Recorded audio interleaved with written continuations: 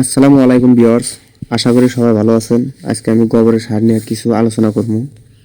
গোবর আঙ্গুর সবার বাড়িতেই কম বেশি আছে, কিন্তু আমরা ইউজ না করে শুধু ইউরিয়া ডিআরপি এনে বাজার থেকে আইনা দেই, কিন্তু গোবরের সার ব্যবহার করে হয়তো কিছু খরচ কমানো সম্ভব।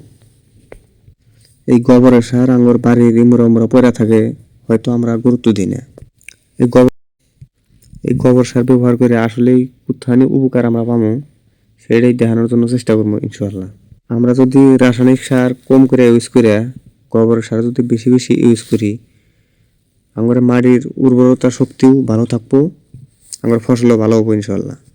আমরা 2-3টা গরু পালি, 4-5টা গরু পালি যারা, তারা এই গোবরটা ছায়াযুক্ত স্থানে, যেন অল্প রোদের হিটটা কম, সেই জায়গায় রাখার চেষ্টা করবো। কারণ যদি রোদের হিট বেশি পায়, তাহলে গোবরের গুণগত মানটা নষ্ট হয়ে যায়। ছায়াযুক্ত স্থানে 2 থেকে 3 মাস রাখলেই গোবরটা সারে পরিণত হয়। গোবরের সার ব্যবহার করার মেলা ধরনের নিয়ম আছে, কিন্তু আঙ্গর যে খামাল থাকে, খামালের থেকে গোবরটা সাইড করে সুন্দর করে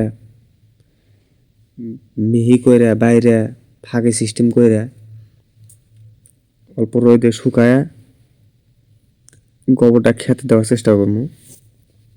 গোবরের মধ্যে যাতে কোনো ময়লা প্লাস্টিকের বস্তু এই ধরনের বস্তু রাখা যাবো না। তো ভিউয়ার্স, আপনারা সাথে থাকেন, গোবর সার ব্যবহার করে আসলেই কি ভালো ফলন পাওয়া যায় সেটাই দেখার চেষ্টা করবো। আমি 6 কাঠা জমিতে শশা চাষ করার জন্য প্রস্তুতি করলাম। মাটির রস না থাকার জন্য পানি দিলাম আগে, পানিটা শুকানোর পরেই বীজ লাগানোর চেষ্টা করবো ইনশাল্লাহ। বীজ লাগানোর ভিডিও দিমু ইনশাল্লাহ। আপনারা সবাই সাপোর্ট করবেন, এই ধরনের ভিডিও আপলোড দেওয়া হবে।